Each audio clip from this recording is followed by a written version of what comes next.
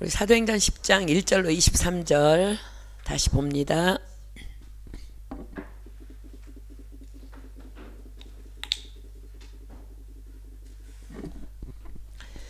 사도행전 10장 1절로 23절입니다. 제가 한 절 읽고 여러분들 한 절 읽고 우리 교독할게요.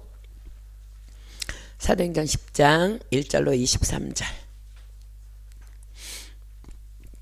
제가 먼저 읽습니다. 가이사랴에 고넬료라 하는 사람이 있으니 이달리아데라 하는 군대의 백부장이라.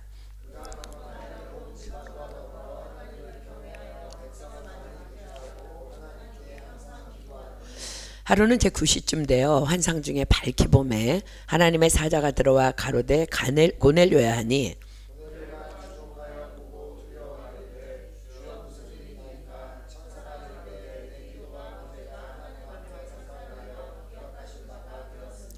내가 지금 사람들을 요빠에 보내어 베드로라 하는 시몬을 청하라.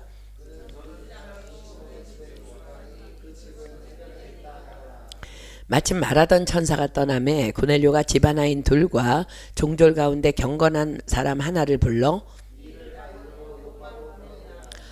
이튿날 저희가 행하여 성에 가까이 갔을 그때에 베드로가 기도하려고 지붕에 올라가니 시간은 제 6시더라.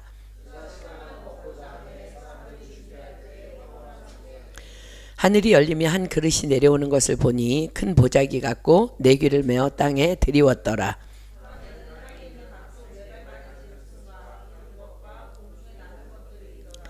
또 소리가 있을 때 베드로야 일어나 잡아먹으라 하거늘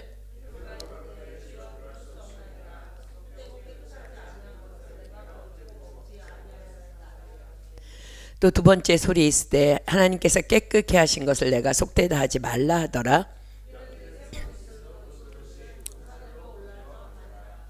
베드로가 본 바 환상이 무슨 뜻인지 속으로 의심하더니 마침 고넬료에 보낸 사람들이 시몬의 집을 찾아 문 밖에 서서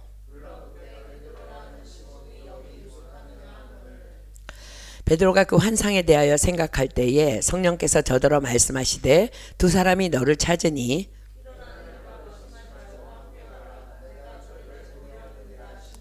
베드로가 내려가 그 사람들을 보고 가로되 내가 곧 너희의 찾는 사람이니 너희가 무슨 일로 왔느냐?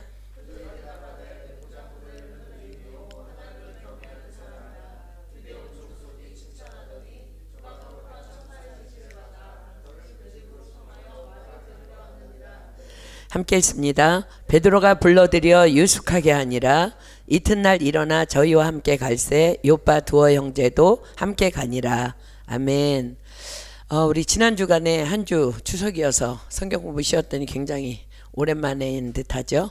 그러나 우리 모두가 다 주님과 함께 주님 안에 있었기 때문에 어제도 오늘도 다 형통함 가운데 있음을 믿습니다.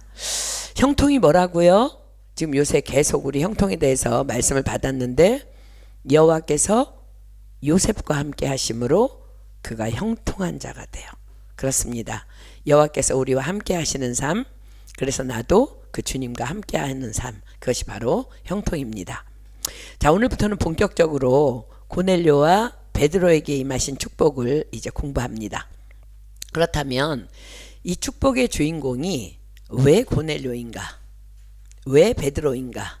그리고 그들은 과연 하나님께로부터 어떤 축복을 받았는가를 먼저 알아보는 것이 좋은 순서가 될 것입니다. 그렇습니다. 우리는 누구나 다 하나님의 축복을 갈망합니다. 그리고 하나님께서도 우리 누구나에게 너무나 복 주시기를 원하시는 분이십니다. 그러나 우리가 반드시 기억해야 할 것은 누구나이지만 아무나는 아니라는 것입니다. 오늘의 두 주인공 고넬료와 베드로에 대한 이해를 돕기 위해서 우리가 너무 잘 알고 있는 다윗을 조금 생각해 보기를 원합니다. 왜냐하면 우리가 알듯이 그가 이스라엘의 왕이 된 것은 그가 막 꿈꾸었던 것도 아니고 나는 막 왕이 되고 싶어 꿈꾸었던 것도 아니고 그것을 또 간절히 소원하며 기도해서도 아니었고 다만 하나님의 전적인 선택이었기 때문입니다. 자, 그렇다면 왜 다윗을? 이라는 이 질문의 답이 오늘 베드로와 고넬료를 축복하시게 된 답을 명쾌하게 제시하게 될 것입니다. 자, 사도행전 13장 22절 가보겠습니다. 사도행전 13장 22절. 사도행전 13장 22절. 패하시고 다윗을 왕으로 세우시고 증거하여 가라사대 내가 이새의 아들 다윗을 만나니 내 마음에 합한 사람이라 내 뜻을 다 이루게 하리라 하시더니. 그렇습니다. 하나님께서는 이스라엘의 초대 왕으로 세웠던 사울이 하나님의 말씀을 저버리자 그의 왕위를 폐하시고 그 자리에 다윗을 세우십니다. 그런데 왜 다윗을 세우셨다고요? 내가 이새의 아들 다윗을 만나니 내 마음에 합한 사람이라. 자, 그렇다면 하나님께서는 다윗을 언제 어디에서 발견하시고는 내 마음에 합한 사람이라 하시며 그를 왕으로 선택하셨을까요? 언제였을 것 같아요? 여러분들 생각에는? 많은 사람들은 골리앗을 물맷돌로 쓰러뜨린 그 멋진 전쟁을 기억합니다. 소년 다윗이 골리앗을 향해 이렇게 멋지게 말하죠. 자, 사무엘상 17장 45절입니다. 사무엘상 17장 45절. 사무엘상 17장 45절. 사무엘상 17장 45절. 구약성경 사무엘상 17장 45절입니다. 다윗이 블레셋 사람에게 이르되 너는 칼과 창과 단창으로 내게 오거니와 나는 만군의 여호와의 이름 곧 내가 모욕하는 이스라엘 군대의 하나님의 이름으로 내게 가노라. 정말 왕이 될 만한 다윗입니다. 그런데 여러분 과연 여기에서 택하셨을까요? 이 말씀은 우리가 주일학교에서는 이렇게 가르쳐야 합니다. 다윗은 이렇게 용맹한 사람이야. 그러나 과연 하나님께서 여기서 택하셨을까요? 그렇지 않습니다. 그 답은 시편 78편이 기록합니다. 시편 78편 70절로 72절입니다. 하나님께서는 다윗을 언제 어디에서 택하셨을까?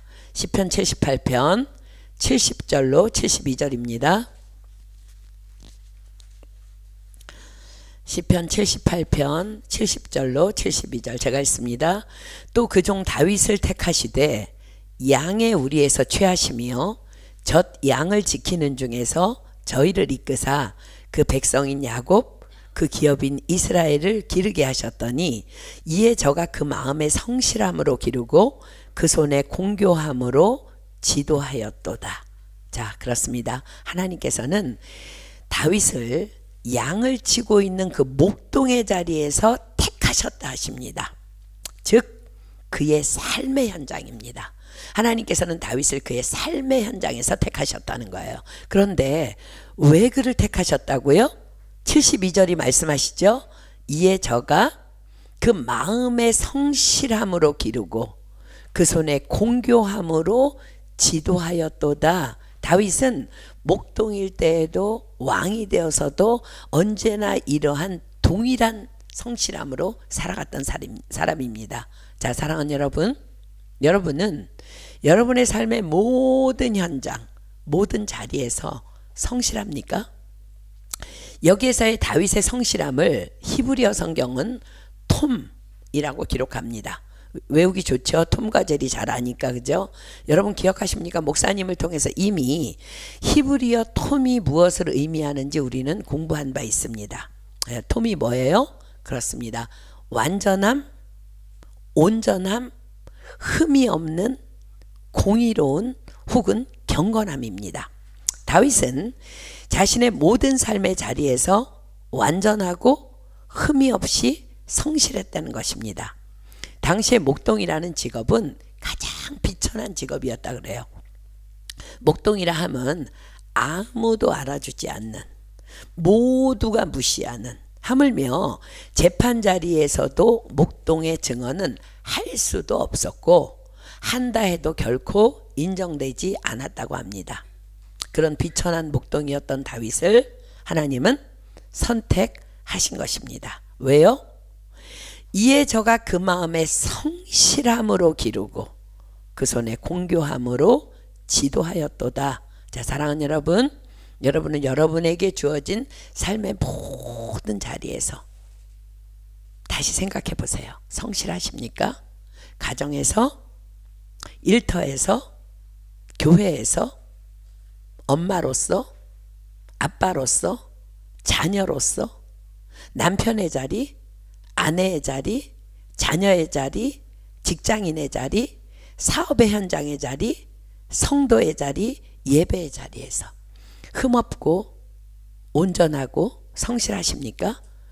역대하 16장 9절 비겠습니다. 역대하 16장 9절. 그 성실함을 누가 보고 계시는지 보겠습니다. 역대하 16장 9절입니다. 역대하 16장 9절. 구약성경 역대하 16장 9절 제가 읽습니다. 여호와의 눈은 온 땅을 두루 감찰하사 전심으로 자기에게 향하는 자를 위하여 능력을 베푸시나니. 아멘. 그렇습니다. 자, 보십시오. 다윗은 아버지 이새에게도 인정받지 못했던 아들이었습니다. 사무엘 선지자가 와서 자신의 집에서 제사를 드리던 날에도 형들은 다 그 제사의 자리에 나아갔지만 그는 아버지의 양들을 지키고 있어야만 했습니다. 그러나 그럼에도 다윗은 어떠한 자였어요? 다윗이 사울에게 이렇게 말합니다. 사무엘상 17장 34절로 35절입니다. 사무엘상 17장 34절로 35절. 사무엘상 17장 34절로 35절. 사무엘상 17장 34절로 35절 제가 읽습니다. 다윗이 사울에게 고하되 주의 종이 아비의 양을 지킬 때에 사자나 곰이 와서 양떼에서 새끼를 움키면 내가 따라가서 그것을 치고 그 입에서 새끼를 건져내었고 그것이 일어나 나를 해하고자 하면 내가 그 수염을 잡고 그것을 쳐 죽였었나이다. 자, 보세요. 다윗이 누구의 양을 지킬 때라고 말하고 있어요? 아버지의 양입니다. 그렇습니다. 다윗은 자신의 양이든 형의 양이든 아버지의 양이든 옆집 아저씨가 잠시 맡겨놓은 양이든 동일한 마음으로 온전한 마음으로 자신의 목숨이 위태로울지라도 그 양들을 지켰다는 것입니다. 이것이 다윗의 성실함, 즉 성경이 말씀하시는 톰입니다. 자, 보십시오. 어느 날 아버지 이새가 다윗을 불러 심부름을 시킵니다. 전쟁에 나가 있는 3명의 형을 위해서 음식을 가져다 주고 형들의 안부를 살피고라는 심부름이었습니다. 다윗은 형제가 몇 명이에요? 8명. 그 중에 말째입니다. 자, 그렇다면 3명의 형이 전쟁에 나가 있으면 나머지 4명의 형은 집에 있었을 거예요. 그죠? 그런데 아버지 이새가 막내 다윗에게 심부름을 시킵니다. 왜였을까? 아버지 이새도 알았던 거예요. 그 무거운 음식을 짊어지고 그 먼 길을 다녀오라고 할 때 기꺼이 순종할 자식은 다윗뿐이었음을 아버지는 알았던 거예요. 이것이 또한 다윗의 성실함, 즉 톰의 삶이었습니다. 그래서 다윗은 골리앗을 만날 수 있었던 것입니다. 무슨 말이에요? 만약 다윗이 아버지 형들을 시키지 왜 제가 이 심부름을 해야 합니까? 형들은 뭐 하는 겁니까? 라며 불순종했다면 다윗과 골리앗의 전투는 다윗의 삶에 없었을 것입니다. 우리는 착각합니다. 다윗이 골리앗과 싸워 이겼기 때문에 다윗은 그 용맹으로 왕의 자리에 오를 수 있었던 거라고. 과연 그러합니까? 그렇지 않습니다. 다윗은 다만 삶의 모든 자리에서 성실했기 때문에 하나님의 눈에 발견되어서 그 블레셋과의 전투의 자리에 갈 기회가 주어졌던 것이고, 그래서 그 승리도 거둘 수 있었던 것이고, 그래서 하나님의 마음에 합한 자로 택하심을 입을 수 있었던 것입니다. 학벌이라고요? 실력이라고요? 돈이라고요? 그렇지 않습니다. 아니요. 다만 내 삶의 전 영역에서 성실함으로 그렇게 톰으로 살아가는 자들을 주님은 택하시어 그들의 길을 여시고 그들을 기어이 땅의 높은 곳으로 올리시고 세워주시는 것입니다. 아멘. 이지웅 목사님이라는 분이 계세요. 제가 참 좋아하는 분인데 개인적으로 알지 못하는데 너무너무 영성이 깊으신 성경학자 한 분이 계신데요. 여러분들도 성경을 더 잘 알고 싶다면 이렇게 유튜브에 들어가면 이지웅 목사님이라고 있어요. 그분의 강의를 이제 들어보시기를 추천드립니다. 저도 이제 유튜브에서 뭐 잘 모르겠는데 그러면 이제 그분의 강의를 통해서 참으로 이제 많은 것들을 배우고 있는데요. 그 목사님께서 이 다윗의 성실함에 사용된 이 톰이라는 이브리어가 알긴 알겠어. 여러분들도 그렇잖아요. 지금 톰에 대해서 얘기하는데 알겠어. 알긴 알겠어. 온전함, 완전함, 허물없음, 성실함, 경건함 알겠어. 그런데 과연 그냥 심플하고 명확하게 무엇을 말하는 것일까? 이 지금 다윗에 대해서 히브리 성경은 걔가 성실했는데 다윗이 성실했는데 톰이라고 기록하고 있는데 뭘 말하는 걸까? 명확하게 너무 궁금하고 알고 싶었답니다. 근데 마침 이스라엘 방문 중에 이렇게 함께 공부한 이스라엘 친구와 함께 이제 식사 교제를 할 기회가 생겼대요. 그래서 그 친구에게 물었답니다. 친구야, 너 혹시 히브리어 아니? 그랬더니 그 친구가 너무 어이없어 하면서 야, 넌 한국말 아냐? 이렇게 물어보더라는 거예요. 그래서 내가 한국 사람인데 당연히 한국말 알지 무슨 소리야 했더니 그 친구가 말하기를 내가 히브리인인데 그러면 히브리어를 모르겠냐? 하더라는 거예요. 그래서 옳거니 얼른 궁금한 것을 얼른 물었답니다. 그렇다면 내가 궁금한 게 있는데 너희 히브리인들은 톰이라는 말을 언제 사용하니? 그랬더니 너무 아무렇지도 않게 이렇게 말하더래요. 톰? 그것은 여러 사람과 있을 때나 홀로 있을 때나 동일한 모습의 삶을 사는 것을 말하지. 아, 그렇구나. 그것이 바로 톰이구나. 그것이 바로 다윗의 성실함이었구나. 그렇구나. 성실함이란 그러므로 완전함이며 그러므로 온전함이며 그러므로 공의이며 그러므로 경건함일 수밖에 없는 것이구나. 너무 분명하게 깨닫게 되었다는 거예요. 하나님 정말 사모하는 영을 만족시키시는 분이에요. 그렇죠? 사랑하는 여러분, 그렇습니다. 하나님께서 택하시는 그릇은요, 바로 성실한 사람, 즉 히브리인들이 사용하는 그 톰의 삶을 사는 사람입니다. 사랑하는 여러분, 베드로라는 사람은 단지 물고기밖에는 잡을 줄 모르는 배움이 없는 어부였습니다. 그런데 그 배움이 없는 한 어부가 예수님의 제자로 일방적으로 택하심을 받던 그날을 우리 또 함께 기억해 봤으면 좋겠습니다. 그는 어느 날 그의 생업의 자리인 갈릴리 바다에서 물고기를 잡기 위해 동료 어부들과 함께 밤을 새워가며 그물을 던졌습니다. 왜 그는 밤을 새워 그물을 던졌을까요? 그날따라 단 한 마리의 물고기도 잡히지 않았기 때문이었습니다. 그러나 그는 그물을 밤새 던지고 또 던집니다. 왜요? 집에서 아이들이, 아내가, 부모님이 많은 물고기를 잡고 돌아올 자신을 기다리고 있었기 때문이었을 것입니다. 몇 시간을 그렇게 그물을 던져도 물고기가 잡히지 않으면 포기할 만도 한데 결코 그는 포기하지 않고 밤을 새워가며 그물을 던집니다. 그러나 단 한 마리도 잡지 못한 채 이젠 날이 새기 시작합니다. 허탈한 마음에 그물을 씻고 있는데 그 이른 아침부터 몰려온 무리들을 가르치고 계셨던 예수님께서 그에게 이렇게 다가오시더니 그의 배에 오르시더니 무리를 향해 그냥 계속 말씀을 가르치십니다. 그리고 그날 예수님께서는 베드로를 말씀으로 초청하십니다. 자, 누가복음 5장 4절로 6절 가볼까요? 누가복음 5장 4절로 6절입니다. 누가복음 5장 4절로 6절. 누가복음 5장 4절로 6절 말씀을 마치시고 시몬에게 이르시되 깊은 데로 가서 그물을 내려 고기를 잡으라. 시몬이 대답하여 가로되 선생이여 우리들이 밤이 맞도록 수고를 하였으되 얻은 것이 없지만은 말씀에 의지하여 내가 그물을 내리리이다 하고 그리한즉 고기를 내온 것이 심히 많아 그물이 찢어지는지라.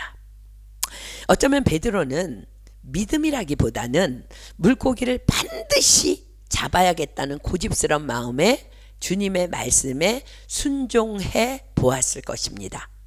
그러나 그렇게 순종함으로 그물이 찢어질 정도로 심히 많은 물고기를 잡아 올리게 된 베드로는 오히려 이분이 누구지?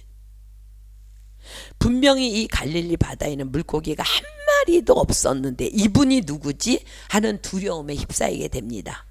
그런 그를 향해 주님이 말씀하십니다. 무서워 말라. 이제 후로는 내가 사람을 취하리라. 주님의 제자로의 초청이셨습니다.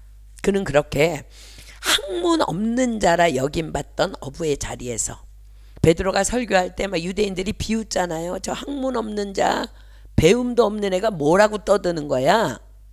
그렇게 학문 없는 자라 여김받던 어부의 자리에서 예수님의 제자로 그는 그날 택하심을 받습니다. 왜였을까요? 바로 그의 삶의 현장에서의 그 포기할 줄 모르는 그 성실함 안에서 주님은 그의 가능성을 보셨던 것입니다. 여러분은 성실하십니까? 그렇습니다. 그래서 베드로는 오늘 예수님의 수제자가 되어서 이 본문 안의 주인공으로 기록되고 있는 것입니다. 자, 이제 본격적으로 고넬료와 베드로의 축복의 현장으로 들어가 봅시다. 사도행전 10장 1절부터 다시 봅니다.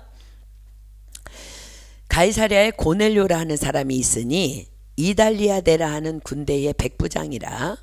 그가 경건하여 온 집으로 더불어 하나님을 경외하며 백성을 많이 구제하고 하나님께 항상 기도하더니. 자, 보십시오. 고넬료를 뭐라고 소개해요? 그가 경건하여. 자, 여기서 고넬료의 경건이 바로 톰입니다.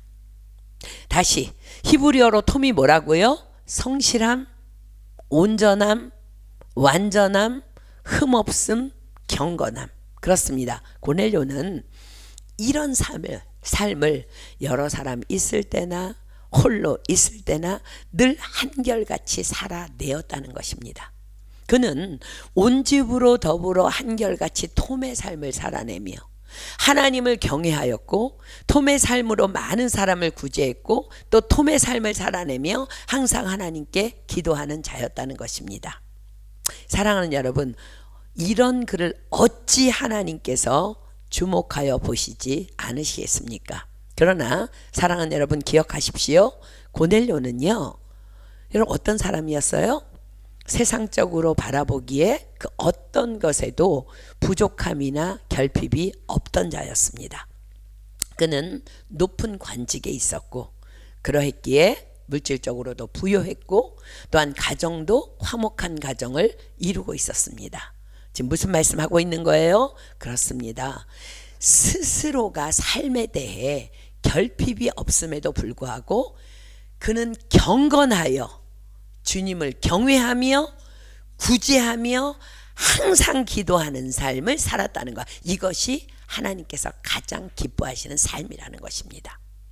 오래전에 귀국한 우리 한 가정이요, 한국에 들어가자마자 이곳 프랑스에서 훈련받은 대로 집에서 가장 가까운 교회를 정해서 날마다 이제 새벽 예배를 나가서 첫 시간을 하나님께 드리며 기도하였답니다. 그런데 하루는 그 교회 목사님께서 부르시더랍니다.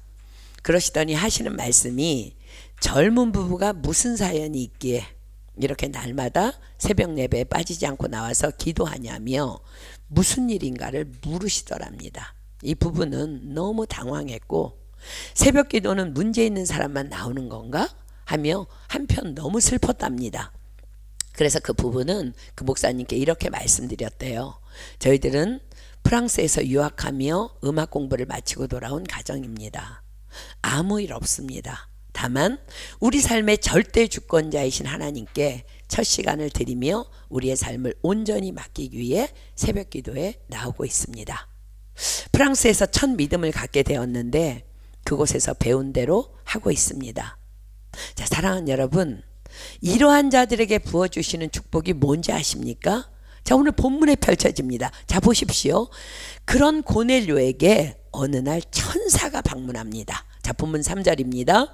하루는 제9시쯤 되어 환상 중에 밝히 봄에 하나님의 사자가 들어와 가로되 고넬료야 하니, 자, 하루는 제9시쯤 되어 제9시 기도 시간에 고넬료가 기도하고 있는데 천사가 방문했다는 거예요. 제9시는 지금으로 말하면 오후 3시입니다. 경건한 유대인들은 하루 3번의 기도를 규칙적으로 드린다 그랬죠.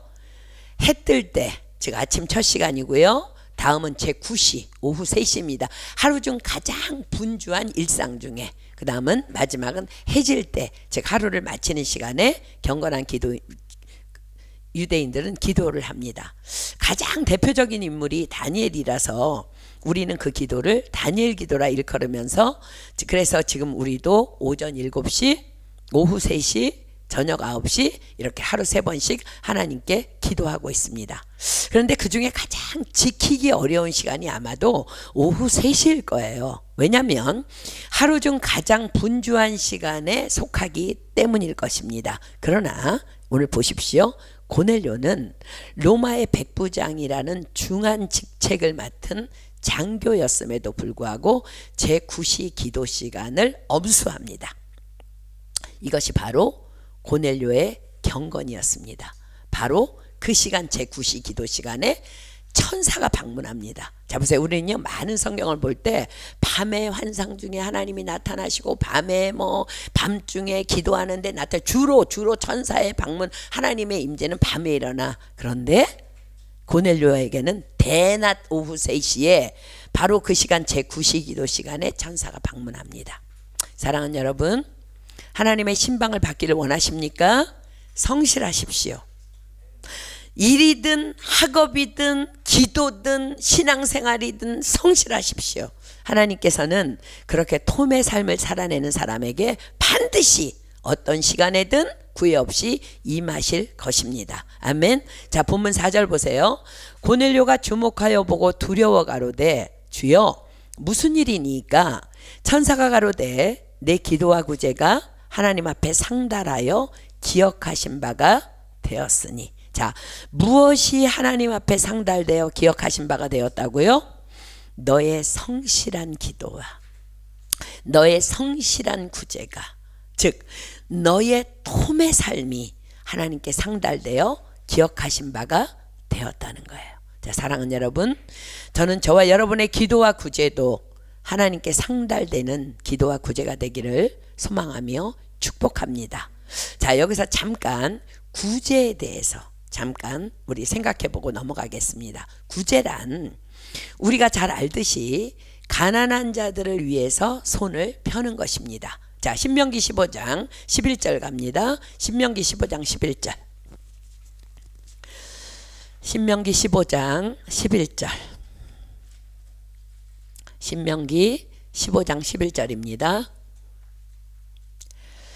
구약성경 신명기 15장 11절. 땅에는 언제든지 가난한 자가 그치지 아니하겠으므로 내가 내게 명하여 이르노니 너는 반드시 내 경내 내 형제의 곤란한 자와 궁핍한 자에게 내 손을 펼지니라. 그래서 우리는 이 말의 지역에 노숙자들도 섬기고 있죠. 그렇죠? 자, 이 반드시 구제해야 할 가난한 자, 곤란한 자, 궁핍한 자들 중에서도 하나님께서 가장 긍휼히 여기시는 세 부류의 구제의 대상이 있습니다. 그들이 바로 고아와 과부와 나그네입니다. 자, 신명기 24장 19절로 20절 갈게요. 신명기 24장 19절로 21절. 신명기 24장 19절로 21절입니다.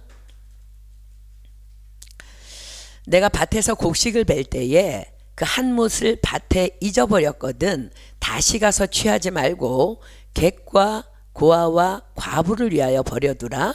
그리하면 내 하나님 여호와께서 내 손으로 하는 범사에 복을 내리시리라. 내가 내 감람나무를 떤 후에 그 가지를 다시 살피지 말고 그 남은 것은 객과 고아와 과부를 위하여 버려두며 내가 내 포도원의 포도를 딴 후에 그 남은 것을 다시 따지 말고 객과 고아와 과부를 위하여 버려두라. 그렇습니다. 하나님께서 가장 긍휼히 여기시는 대상이 객과 고아와 과부입니다. 그렇습니다. 그런데 우리가 반드시 행해야 할 더 중요한 영적 구제의 대상이 있습니다. 바로 영적 고아와 영적 과부와 영적 나그네들입니다. 자, 보세요. 부모님이 없는 자들을 고아라고 합니다. 자, 그럼 영적 고아는 누구예요?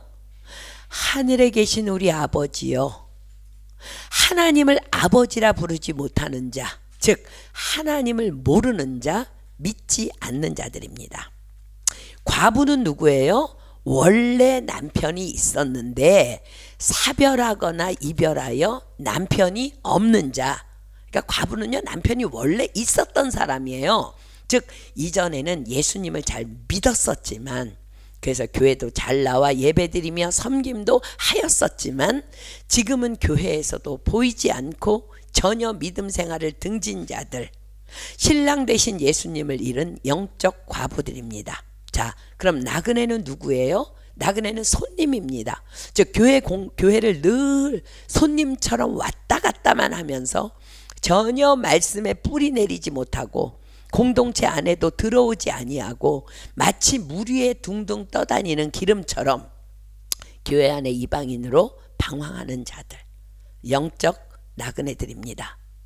주님은 이런 자들을 향해 너희는 반드시 구제하라 라고 명하십니다. 자, 그렇다면 이러한 자들을 향한 우리가 할 수 있는 영적 구제는 무엇으로 가능해요? 그렇습니다. 바로 기도로만 가능한 것입니다. 사랑하는 여러분, 주님은 말씀하십니다. 땅에는 언제든지 가난한 자가 그치지 아니하겠으므로 내가 내게 명하여 이르노니 너는 반드시 내 경내 내 형제의 곤란한 자와 궁핍한 자에게 내 손을 펼지니라. 그렇습니다. 우리는 우리 주변에 이러한 영적 과부와 영적 고아와 영적 나그네들을 위해 반드시 기도해야 할 사명자들인 것입니다. 이것이 바로 천사가 와서 고넬료에게 전해준 내 기도와 구제가 하나님 앞에 상달하여 기억하신 바가 되었으니에 우리를 향한 본문이 말씀하시고자 하는 깊은 영적 의미인 것입니다. 사랑하는 여러분, 여러분의 기도는 과연 반드시 영적 구제로 충만합니까? 이런 영적 구제로 충만한 자들의 삶은 언제나 전도와 선교의 사역으로 이어집니다. 왜냐하면 전도와 선교란 궁극적으로 결국 영적 고아와 영적 과부와 영적 나그네를 섬기라는 주님의 명령에 대한 순종이기 때문에 그렇습니다. 자, 이런 고넬료에게 천사가 와서 말합니다. 본문 5절 6절입니다. 내가 지금 사람들을 요바에 보내어 베드로라 하는 시몬을 청하라.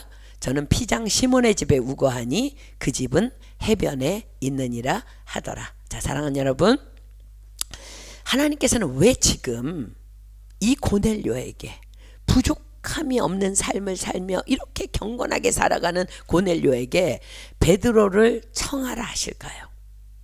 왜일까요? 그렇습니다. 고넬료 자신은 전혀 부족함이 없는 삶을 살고 있었지만 그러나 고넬료에게는 그가 모르는 엄청나게 중요한 결핍의 문제가 그에게 있었기 때문이었습니다. 자, 지금부터 고넬료처럼 하나님께 항상 기도하는 자들에게만 허락되는 엄청난 축복에 대한 비밀의 말씀을 찾아보도록 하겠습니다. 자, 고린도전서 2장 11절입니다. 고린도전서 2장 11절. 고린도전서 2장 11절. 자, 보십시오. 사람의 사정을 사람의 속에 있는 영 외에는 누가 알리요? 이와 같이 하나님의 사정도 하나님의 영 외에는 아무도 알지 못하느니라. 자, 사랑하는 여러분, 여러분은 여러분 자신의 사정을 다 알고 있습니까? 아니요, 결코 그렇지 않습니다. 우리는 내 사정을 나도 모릅니다. 내 영밖에 모른다고 지금 말씀하세요. 어떤 사람은요, 자신의 문제를 주변 사람들은 다 알고 있는데 자기 혼자만 모르는 사람 정말 많이 있습니다. 그렇습니다. 고넬료도 자신의 사정을 결코 몰랐습니다. 그러나 그는 항상 하나님께 기도하는 사람이었습니다. 그래서 그는 그의 항상 하나님께 드리는 기도를 통해 그를 도우시는 하나님의 놀라운 축복을 받게 된 것입니다. 자, 봅시다. 무슨 말일까? 로마서 8장 26절로 27절, 로마서 8장 26절로 27절, 신약성경 로마서 8장 26절로 27절입니다. 너무너무 중요한 말씀이에요. 자, 봅시다. 로마서 8장 26절 27절, 이와 같이 성령도 우리 연약함을 도우시나니 우리가 마땅히 빌 바를 알지 못하나 오직 성령이 말할 수 없는 탄식으로 우리를 위하여 친히 간구하시느니라. 마음을 감찰하시는 이가 성령의 생각을 아시나니 이는 성령이 하나님의 뜻대로 성도를 위하여 간구하심이니라. 자, 성령님이 어떤 분이라고요? 우리의 연약함을 도우시나니. 자, 돕는다는 게 뭐예요? 돕는 것. 우리 사무엘루가 아주 자주 사용하는 말이에요. 마미 도와줬대요, 도와줬대요. 그래서 보면 무언가를 꺼내려고 하는데 키가 작아 손이 안 닿거나 또 무언가 잔뜩 들고 낑낑거리고 오다가 놓칠까봐 소리칩니다. 도와줬대요.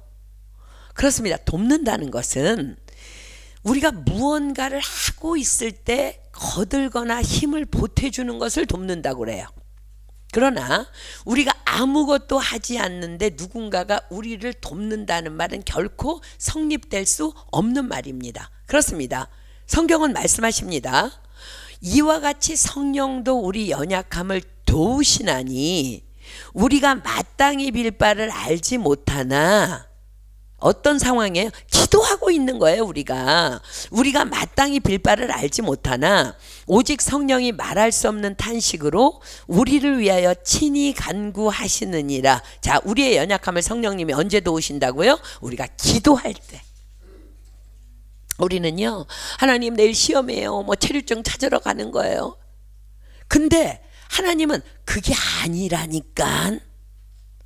내 사정을 몰라. 그거보다 더 급하고 더 중요한 게 있어. 우리 연약함을 도우신다고. 우리가 기도할 때, 우리가 마땅히 빌 바를 알지 못하나 그럼에도 항상 하나님께 기도할 때 성령님께서는 친히 우리를 위하여 말할 수 없는 탄식함으로 우리를 위해 친히 간구해 주신다는 것입니다. 바로 이 말씀의 역사가 항상 하나님께 성실히 기도하는 삶을 살던 고넬료에게 일어났던 거예요. 자, 그러나 이 말씀은 또 우리에게 무엇을 역으로 말씀해 주고 계세요? 그렇습니다. 반면 우리가 기도하지 않는다면 우리에게는 결코 아무 일도 일어나지 않을 것이라는 말씀인 것입니다. 자, 그렇다면 고넬료가 모르고 있던 고넬료의 사정, 고넬료의 결핍이 무엇이었어요? 그렇습니다. 그는 이방인으로서 유대교로 개종하여 하나님은 알고 있었지만 이 땅의 메시아 그리스도로 우리를 구원하러 오신 예수님은 전혀 모르고 있었던 것입니다. 그렇습니다. 성경은 말씀하십니다. 사도행전 4장 12절, 사도행전 4장 12절 답입니다. 사도행전 4장 12절, 사도행전 4장 12절, 다른 이로서는 구원을 얻을 수 없나니 천하 인간의 구원을 얻을 만한 다른 이름을 우리에게 주신 일이 없음이라 하였더라. 그렇습니다. 오직 예수의 이름으로만 우린 구원받습니다.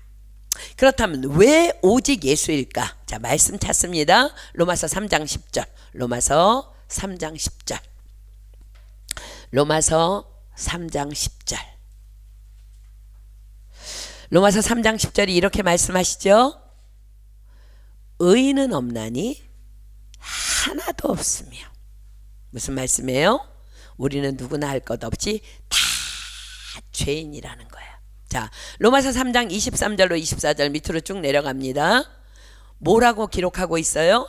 모든 사람이 죄를 범하였음에 하나님의 영광에 이르지 못하더니, 의인은 없나니 하나도 없다는 거예요. 모든 사람이 죄를 범하였음에 하나님의 영광에 이르지 못하더니 그리스도 예수 안에 있는 구속으로 말미암아 하나님의 은혜로 값없이 의롭다 하심을 얻은 자 되었느니라. 자, 그렇다면 우리가 주님이 없으면 어떤 상황이 돼요? 로마서 6장 23절입니다. 로마서 6장 23절. 예수 그리스도의 그 십자가 은혜가 아니라면 우리는 어떻게 되는 거예요?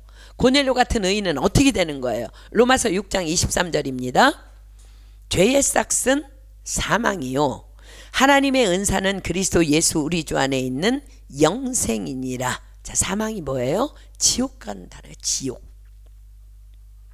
의인은 없나니 하나도 없어. 모든 사람이 죄를 범하였음에 하나님의 그 영광에 이르지 못한다 그랬어요. 그렇습니다.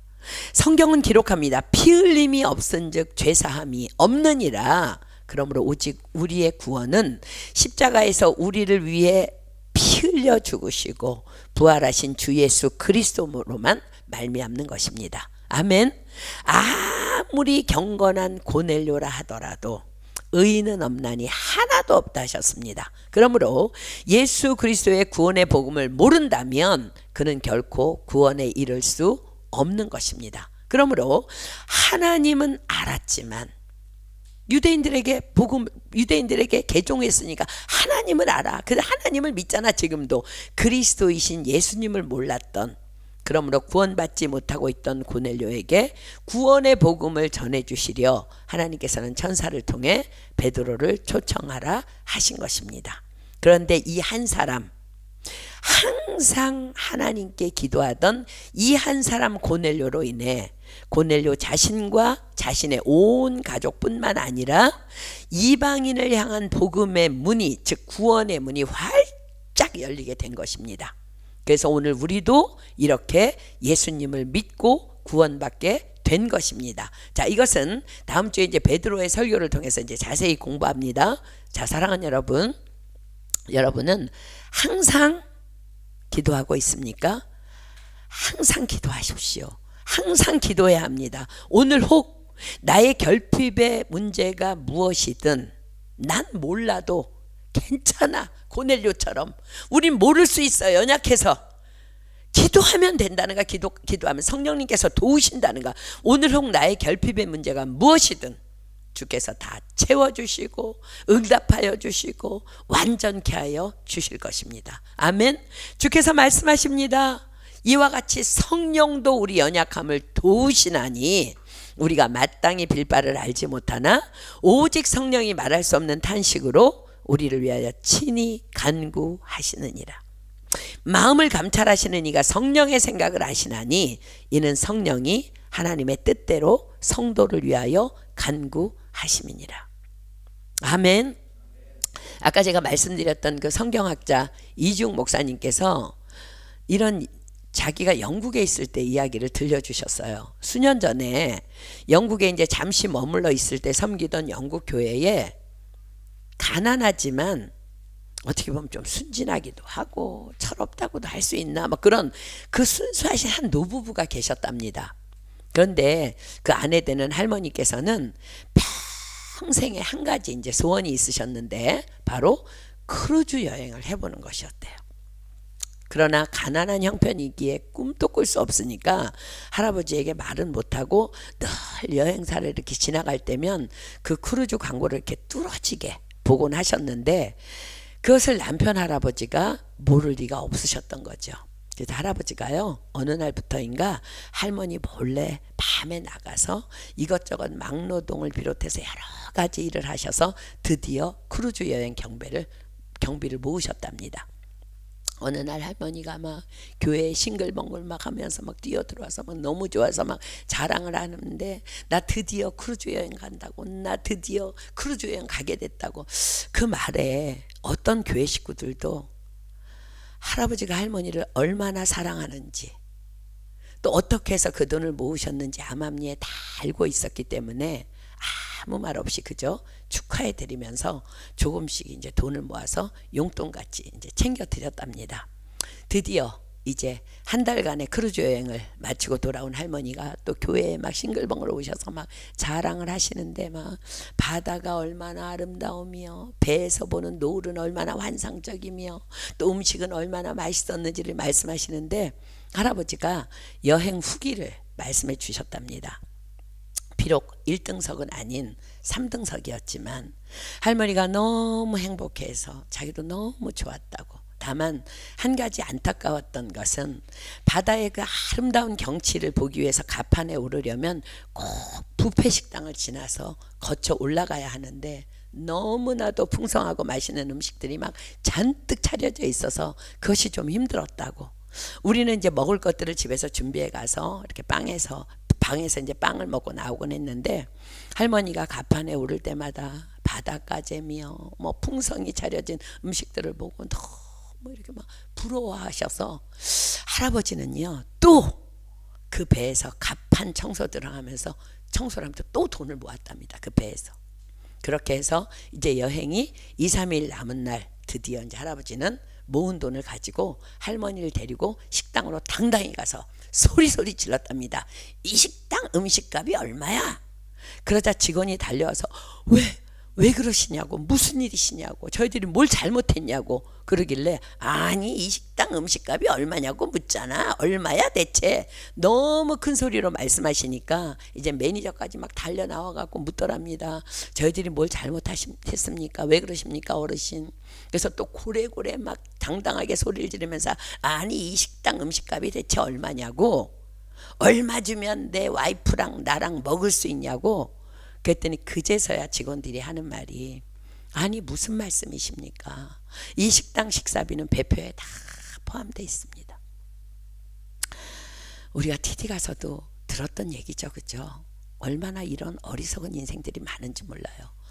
할아버지가 얼마나 황당하고 화도 나고 부끄러웠는지 모른다며 할아버지가 어설픈 자신들의 여행 후기를 쓸쓸히 말씀해 주셨답니다. 참으로 웃지 못할 슬픈 이야기입니다. 그러나 사랑하는 여러분, 이것이 혹 우리들의 이야기는 아닌지요? 그렇습니다. 우리가 믿는 하나님은 분명히 전능하신 분인데, 혹 우리도 어리석어서 내 맘대로 내 생각대로 자기 방식대로 살아가며 고생하고 있지는 않은지요? 사랑하는 여러분, 주님은 오늘 고뇌를 통해서 우리에게 분명히 말씀하고 계십니다. 그렇습니다. 우리는요 어리석을 수 있어요. 우리 인생들이잖아요. 우리는 완전하지 않잖아요. 그래서 주님이 필요하잖아요. 우리는 내가 결핍이 뭔지 모를 수 있어요. 그러하기에 주님은 우리에게, 그러므로 너희는 고넬료처럼 하나님께 항상 기도하라 하십니다. 그렇습니다. 우리는 우리의 사정을 알지 못하나 하나님은 우리의 사정을 다 아시기 때문에 항상 기도하는 삶, 아니 항상 기도하되 성실한 톰의 삶을 살아내며 항상 기도하는 삶을 살아갈 때 주님은 우리의 기도를 받으시고 기억하신다 하시면서 우리의 모든 것들을 도우시며 온전히 다 채워주시고 부어주시고 책임져 주시마 약속하고 계신 것입니다. 자, 사랑하는 여러분, 요즘 여러분들 삶은 어떻습니까? 혹시 하나님이 계신데 허둥거리고 살고 있습니까? 아니면 정말 그분을 의뢰하기 때문에, 그분을 믿기 때문에 여러 사람과 함께 있을 때나 홀로 있을 때나 동일한 톰의 삶을 살고 있습니까? 그리고 그 삶과 더불어 하나님께 항상 기도하는 삶을 살고 있습니까? 혹이라도 우리 가운데 기도의 삶이 무너져 있었다면 오늘 이제라도 일어나기를 예수님의 이름으로 축복합니다. 구약성경 레위기에 보면은요, 하나님께서는 제사장을 위해서 특별히 옷을 지어 입히라고 명하시면서 마지막으로 에봇을 입히고 에봇 위에 흉패를 붙이고 그 흉패에 우림과 둠밈을 넣으라고 명하십니다. 자, 우림과 둠밈 많이 들어봤죠, 그죠? 레위기 8장 5절로 9절 가볼게요. 레위기 8장 5절로 9절. 레위기 8장 5절로 9절.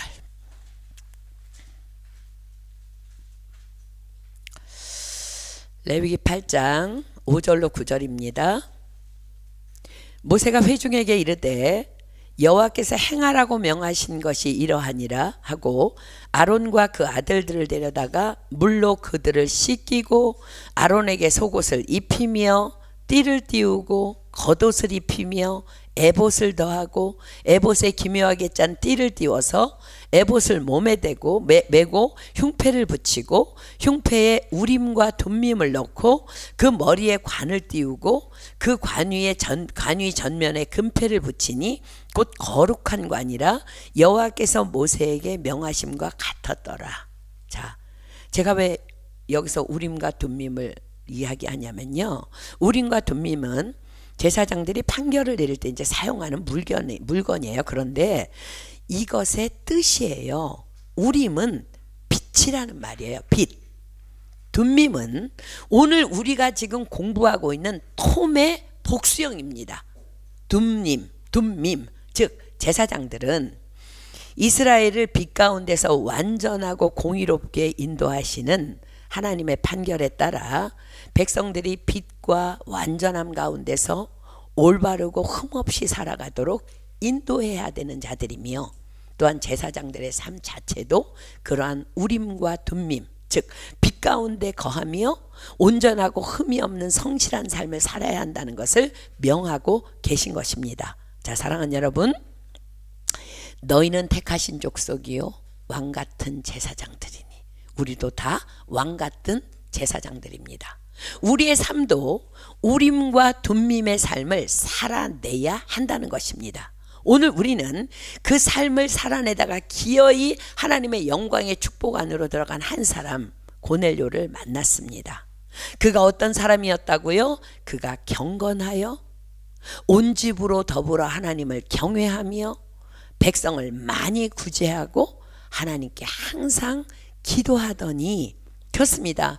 이것이 바로 예수님께서 우리에게 말씀하시는 너희는 세상의 빛이니 너희는 세상의 소금이니라고 말씀하신 우림과 둠밈의 영적 의미, 또 우리의 삶의 모습입니다. 말씀이신 빛 안에서 정직과 성실로 삶을 살았기에 온 집안이 여호와를 경외할 수 있었으며 많은 고아와 과부와 나그네들을 영적 육적으로 구제할 수 있었고, 그렇게 그런 삶을 살아가며 하나님께 항상 기도하였기에 구원에 이르지 못했던 그와 그의 집은 구원을 얻게 된 것입니다. 그렇습니다. 빛은 누구나 볼 수 있습니다. 그래서 우리는 톰으로 살아가야 되는 거예요.